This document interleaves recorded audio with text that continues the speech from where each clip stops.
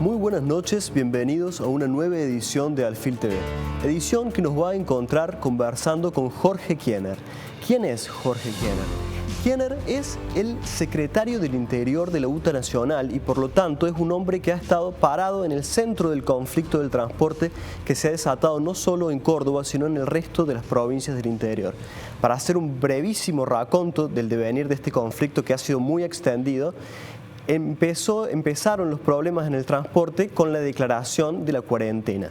A partir de ahí, el sistema de transporte, el corte de boleto, empezó a experimentar una caída muy profunda, empezó a haber muchos problemas de números en las empresas, empezaron los conflictos con el gremio y estos conflictos se fueron tapando con parches, con soluciones a muy corto plazo, y esto terminó determinando un paro de transporte en el interior a partir del 8 de mayo. Ese paro de transporte ha sido el más largo de la historia de Córdoba y se ha saldado recién este viernes con una solución que tampoco es definitiva. Hablando de todo esto, vamos a estar con Jorge Kiener. Jorge, muy buenas noches, muchas gracias por hacerse un tiempo para conversar con nosotros. No, por favor, un gusto hablar con ustedes. Jorge, bueno, excelente. La primera pregunta va en este sentido, Jorge. ¿Cuál cree usted que son los nuevos acuerdos que se tienen que tejer en la mesa de negociación para que el sistema de transporte pueda funcionar sin tener nuevos problemas cada 15 días, para encontrar una solución un poco más definitiva al problema que ha surgido en estas últimas semanas? Y en realidad el tema del transporte, de los problemas en el interior del país no empiezan el 23 de marzo con la pandemia. Yo creo que ahí se agravan. Esto empieza en el 2019 a través de la derogación del gobierno del expresidente Macri, conjuntamente con Dietri, cuando elimina de la ley un artículo que era fundamental para todo el interior del país. Tengamos en cuenta que esa ley garantizaba tener una tarifa que rondaría el 50% de las tarifas reales. Eso disponía alrededor de casi 20.000 millones de pesos para todo el interior del país, con una compensación tarifaria, vuelvo a insistir. Esa derogación de esa ley bajó los recursos a 5.000 millones nada más en todo el año 2019. Ahí empezó a agravarse la situación. El gobierno decía que tenían que poner en cabeza de los gobernadores para ver qué tipo de transporte querían. Y lógicamente todo el 2019, entonces ustedes fueron conscientes de que tuvimos serios problemas también. Ahora, este gobierno había mejorado la situación del interior del país con el congelamiento de tarifas inclusive. Y bueno, cuando se estaba tratando de mejorar hacia el interior del país, sucede lo que sucedió con la pandemia, que arrancó, por supuesto, el 23 de marzo con un pasajero que rondaba en todo el interior del país de casi 15 millones de pasajeros. Bueno, ustedes saben que todo el mundo tuvo que hacer la cuarentena, excepto aquellos que teníamos que prestar un servicio para poder trasladar a aquellos que iban a hacer frente en primer momento a lo que está sucediendo en el país. Frente a esta situación de la caída abrupta del corte del boleto, que además es una situación que no se va a dar solamente en el corto plazo, digamos, por las reglas del distanciamiento social, se presume que va a haber varios meses en los cuales los colectivos no van a poder trabajar a la capacidad a la que trabajaban habitualmente. ¿Cómo cree que para enfrentar esta situación se puede reconfigurar el sistema de transporte? Sí, a mí me parece importantísimo que a raíz de lo que está sucediendo, ¿no?, en la Argentina, en el mundo, me parece que por primera vez aquellos actores fundamentales que son los gobernadores, los intendentes, fundamentalmente los intendentes, de empezar a ver la realidad del sistema y cómo se distribuyen los fondos. No puede ser que Capital Federal y el AMBA, como les solemos llamar todos, que tiene casi la misma cantidad de unidades que el interior del país, casi la misma cantidad y casi los mismos pasajeros, distribuye en una forma casi que se va el 80% de los fondos va a Capital y al AMBA y solamente el 20% hacia el interior. Me parece que esto descubrió eso y me parece muy importante las charlas que se está teniendo con todo el intendente, fundamentalmente el intendente de Córdoba, que me parece con una valentía enorme, pone arriba de la mesa una discusión que se tendría que haber dado hace mucho tiempo. De mucho tiempo nosotros los venimos denunciando de que tiene que haber un sistema que sea realmente federal. El sistema de transporte ha quedado hacia los sistemas más vulnerables de la sociedad, lo más vulnerable de la sociedad, lo cual, fijar una tarifa que tenga que ver con la realidad del sistema, como tienen otros países como Chile, Brasil, que el valor del boleto vale $1, $1.10, $1.20, sería imposible para esos sectores. El Estado tiene que estar muy presente, pero también el Estado tiene que saber distribuir los fondos para que esos fondos puedan llegar, en definitiva, al usuario. Créanme, a veces yo escucho decir muchas veces, sí, pero subsidian, que esto, que aquello. En realidad, los subsidios están dirigidos directamente, créanme, al usuario. Por supuesto que si esa cadena se rompe entre Estado nacional, Estados provinciales, Estados municipales, y bueno, termina, lógicamente, como terminó en los últimos tiempos, en el sector más vulnerable, que somos los trabajadores, no cobrando los salarios, no cobrando en tiempo y forma, y por ende la retención del débito laboral, y por ende siempre los culpables a veces somos los trabajadores, que lo único que hacemos es prestar nuestro servicio y por ende queremos cobrar nuestro salario. Cuando hablamos de esta situación, usted bien marca una diferencia entre lo que fue durante el gobierno de Cambiemos, que se hizo un ajuste muy profundo sobre los subsidios al transporte, pero a partir del diciembre también es cierto que se triplicaron los subsidios al transporte en el interior del país.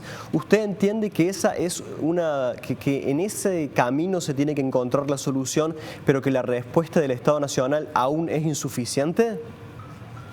Sí, por eso yo aclaré las dos diferencias. Este gobierno nuevo, estos funcionarios, teniendo en cuenta que incluso muchos de los funcionarios que están en el Ministerio de Transporte de la Nación son del interior, lo cual conocen la realidad del interior, habían acomodado bastante. Es un trabajo bastante difícil de acomodar las cargas entre el AMBA y el interior. Y la verdad que sí, es como vos decías, habían destinado 6.500 millones de pesos sobre la base de los 4 primeros meses. Claro, siempre teniendo en cuenta de que estaban los 15 millones de pasajeros diarios, y es lo que hoy está faltando por este problema que estamos teniendo. Entonces, lo que están pidiendo en realidad los gobiernos provinciales, tanto los gobiernos municipales, es que una ayuda extraordinaria para tratar de ver cómo salimos primero de esta pandemia y, segundo lugar, un poco lo que vos preguntabas, cómo queda armado el sistema de aquí en más. No va a ser lo mismo, fundamentalmente porque también creo que en eso también hay un poco de error de hacerle creer al usuario o a la sociedad de que subir en un colectivo por la puerta de adelante y bajarse por la puerta de atrás se enferma. Yo creo que eso hay que tener mucho cuidado, porque no se podrá funcionar cuando esto, gracias a Dios, termine de una vez por todas y la sociedad vuelva a funcionar como en febrero, que la gente se pueda transportar en algún tipo de vehículo que no sea el transporte público. Se trabajó muchísimo en el mundo para que la gente pueda manejarse en transporte público. Hoy hay un gran problema, sí, es verdad, pero también hay que tener en cuenta que los sectores más vulnerables no van a tener la posibilidad de manejarse en otro sistema que no sea este. Y digo esto porque es claro, a veces escucho decir, no, el empleador tiene que hacerse cargo del trabajador y tiene que garantizarle el servicio. Yo dudo de eso. Hay muchos pymes, comercios chiquitos, que no le van a poder pagar un remis, pagar un taxi, pagar otro sistema para que su trabajador venga a trabajar. Entonces me parece que hay que manejarlo bien. Es un medio de transporte que tiene casi 30 y pico de metros cuadrados. Creo que dividiendo bien en la unidad se puede viajar tranquilamente. Jorge, pero bueno, estamos metidos en un problema serio. Ojalá podamos salir rápido, ¿no? De esto mismo que usted hablaba, vamos a seguir conversando en el segundo bloque. En este momento vamos a ir a una brevísima pausa y seguimos nuestra charla. Enseguida volvemos. No, por favor. Seguimos con el segundo bloque de Alfil TV, seguimos nuestra conversación con Jorge Gianar. Jorge, recién usted me comentaba que desde UTA ustedes no ven viable este pedido que hace el gobierno a muchas empresas, sobre todo a las pequeñas y medianas empresas, de que sean los empleadores quienes garanticen un sistema de transporte alternativo a sus empleados. Yo le hago la siguiente pregunta. ¿Usted ¿consideran desde UTA que el mismo temor de los usuarios a subirse a un colectivo puede terminar facilitando la llegada de algunos medios de transporte secundarios como Uber, por ejemplo? Sí, no, yo no veo esa alternativa por el simple hecho de que, a ver, yo un ejemplo, yo empecé a trabajar en el año 81 y en esa época en el colectivo viajaba hasta el secretario del juez, viajaba el gerente del banco, viajaban todos, pues. Bueno, mucha gente pudo comprar su vehículo y han quedado los sectores más vulnerables. Pero incluso yo lo veo en Capital Federal. Ayer ustedes vieron que Capital Federal, incluso para subir al colectivo tienen que tener un permiso especial. Y un pasajero bajó y dijo, pero yo tengo que ir a trabajar. Sí, bueno, pero usted no es personal esencial. Bueno, pero yo no puedo tomar un remis de Florencio Varela a Capital Federal. ¿Qué voy? Y no puedo ir. Y bueno, pero tiene que hacerlo su empleador. Si mi empleador ni siquiera me pagó el salario, ¿cómo? Va a ser difícil, no. Es imposible que los sectores más vulnerables, los sectores del trabajo, puedan tratar de manejarse en otro sistema. Por eso hay que cuidarlo, hay que armarlo, hay que tratar de darle la máxima garantía. De hecho, te voy a dar un dato. Nosotros nos preparamos para lo peor a partir del 23. Cuando el Ministerio de Transporte de la Nación, cuando su secretario Gabriel Bermúdez nos pidió que prestemos un servicio esencial como día sábado, con lo que significaba, nosotros nos pusimos a disposición con los pocos materiales que teníamos para poder funcionar en materia de seguridad. Armamos 3 grupos previniendo lo peor, como lo hizo el país entero, ¿no? Pensando que también podíamos contagiarnos, que también podíamos contagiar a nuestra familia, que cada uno de nosotros iba a significar que un grupo de trabajadores tenía que hacer la cuarentena. Y hoy podemos decir que gracias a Dios en el interior del país no tenemos un contagiado. Y eso que en el colectivo no tenemos la posibilidad de medir la temperatura, de ver quién sube o quién no sube.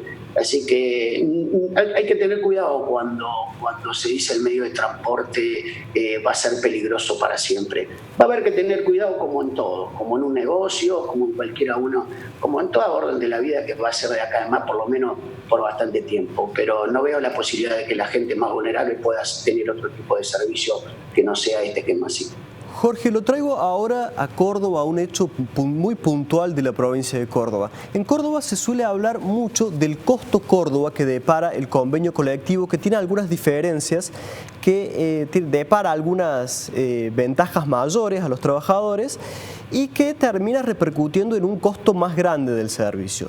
Hay quienes dicen también que el problema en Córdoba está en buena medida dado por este convenio colectivo y que si los recursos que llegan desde el Estado Nacional en una situación normal, no en la situación que estamos viviendo, pero que en una situación normal alcanzan para financiar la prestación del servicio en otras provincias del interior, en Córdoba tiene muchas mayores dificultades por este convenio colectivo. Frente a una situación tan adversa, el gremio de Córdoba ¿consideraría morigerar algunas de estas costos mayores que depara el convenio colectivo cordobés? Sí, en realidad yo leí un artículo la vez pasada en relación a lo que vos estás planteando. Mirá, normalmente Córdoba, ¿qué podemos decirte? Tiene 7 horas contra algunos lugares como Bahía Blanca, que tiene 7 horas 30, Buenos Aires tiene 8, pero tiene un viático especial de 300 pesos diario, Tucumán tiene 7 horas 40. Pero te voy a dar un dato más importante. Córdoba, en algunos lugares podríamos decir, sí, está bien. Pero hay un dato importante. Córdoba tiene recorridos que superan las 2 horas. Hay choferes que se suben y al dar toda la vuelta completa tienen más de 2 horas arriba del micro. Cuando la Ley Nacional de Tránsito, aprobada en materia de seguridad e higiene en base a los trabajadores del transporte público, cada 60 minutos deberían descansar 15. Si nosotros aplicamos la ley, en este caso, debería ser Córdoba una de las provincias donde más problemas tiene. Sino que nosotros lo hacemos, no hace la diferencia. Y aún más, Córdoba no tiene grandes diferencias en relación al país. Algunos tienen un ítem especial, otros tienen más presentismo, otros tienen un poco más de antigüedad, pero en líneas generales el Estado Nacional toma en base a los subsidios por lo menos en la gestión del kirchnerismo, de Néstor, de Cristina, tomaban 3 trabajadores por unidades, y Córdoba tiene 3 trabajadores por unidades. El Estado consideraba que 3 trabajadores por unidades se consideraba un buen empresario, un buen sistema. 3 trabajadores por unidades, cuando digo hablo personal que conduce, personal administrativo y personal de técnica. Así que no hace la diferencia Córdoba en materia, sobre todo cuando Córdoba tiene kilómetro pasajero mucho más que otras localidades. Yo le doy un ejemplo: Córdoba debe tener 3 pasajeros kilómetros, La Rioja tiene 1 pasajero kilómetro, San Juan tiene 2,2 pasajeros kilómetros. Es decir que si algunos pretenden atacar por ese lado, permitiendo que el sector más vulnerable, que somos nosotros, van a ir por nuestro convenio o por aquellas diferencias que hay entre un sector y otro, entre una provincia y otra, no creo que le vaya bien, porque tenemos bastante respuesta para dar. Entiendo, Jorge. Vamos a ir al último corte del programa y enseguida volvemos con las últimas preguntas. Volvemos para terminar nuestra conversación con Jorge Kiener. Jorge, en este último bloque me gustaría preguntarle por el asunto de la paritaria. Córdoba tenía que abrir paritaria ahora en abril, el sindicato de la UTA local. Frente a esta situación, ¿qué va a pasar con las paritarias? ¿Se van a suspender o no? ¿O el gremio va a insistir por abrir la paritaria en este momento? Bueno, en realidad las paritarias no son nacionales, las paritarias son nacionales. La paritaria, quien le habla es uno de los paritarios. Nosotros tuvimos una paritaria en el mes de septiembre, que empezó a regir a partir del mes de diciembre, que era el 18.3%. Teníamos de vuelta una paritaria en el mes de abril. De hecho, estábamos en paritaria con todo lo que pasó, por supuesto. Está como media suspendida, está ahí. Y esto es una pregunta importante la que vos estás haciendo, porque a veces se le pide al trabajador en esta pandemia un poco más de esfuerzo, que hay que hacer un convenio especial, que hay que aportar. Es muy difícil que tengamos paritaria este año, va a ser difícil, ojalá podamos tenerla, porque eso significaría que se reactivó el país. Y si teniendo en cuenta que la inflación de este año va a ser el 40%, ya es demasiado lo que estamos poniendo. Demasiado lo que estamos poniendo. Para aquellos sectores, fundamentalmente, que siempre en un estado de crisis aprovecha o ven la oportunidad de a ver qué podemos sacarle al trabajador. Se peleó muchísimos años para tener un convenio. Miren, yo escuché hablar el otro día de la empresa TANS. Y a mí me gustaría que cualquiera de los que opina ahí por ahí fácilmente, que vaya y aprenda a manejar un trolebús. ¿Sabe cuánto tiempo implica ser una trolebusera? Porque es de las compañeras. Entre 8 y 1 año de aprendizaje en el coche escuela.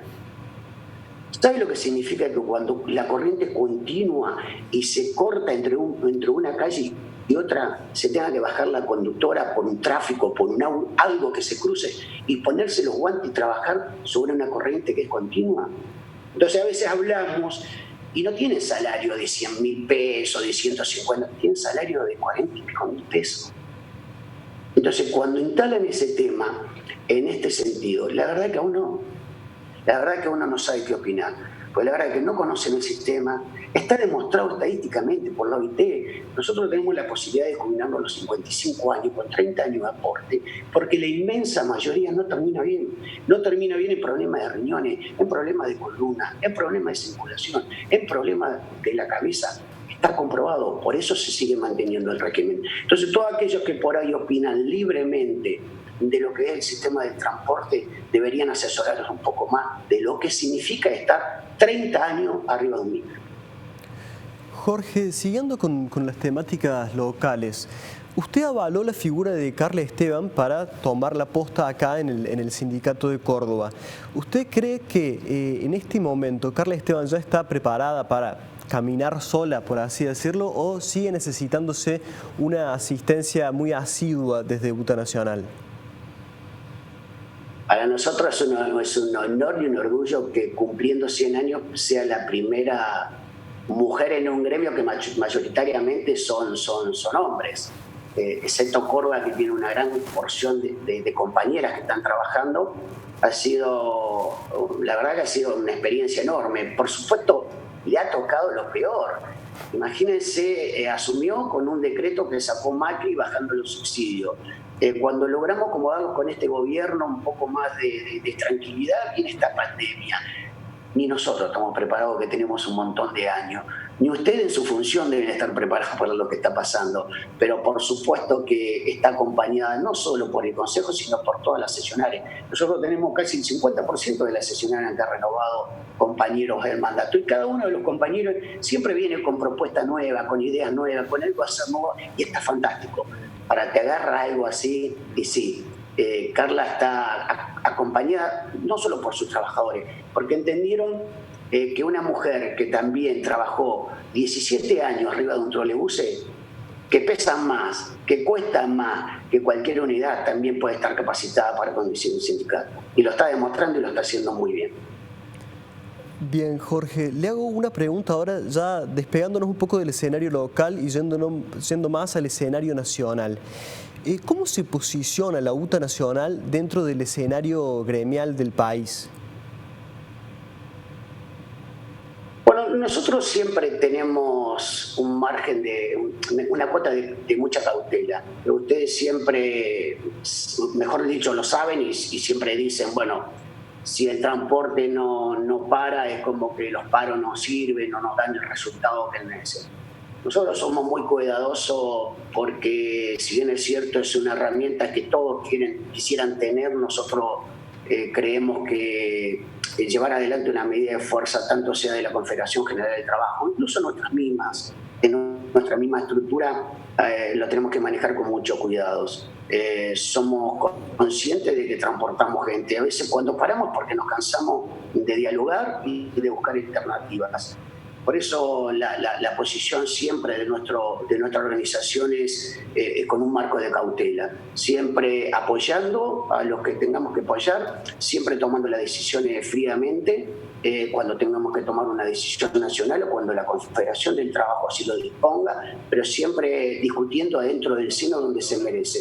Si corresponde que nuestra organización esté acompañando reclamos que es justo y que ya cumplió todos los pasos para poder estar en esa situación, lo hacemos, lógicamente lo hemos hecho siempre, pero siempre cuidándonos de que no sea pura y exclusivamente nuestra organización la que tiene que soportar o la que tiene que ponerse en el hombro nuestro para que algo dé resultado. Y fundamentalmente porque cada día en que nosotros cuando hacemos una medida de esta naturaleza, siempre el trabajador se le descuenta el día, se le descuenta el presentismo.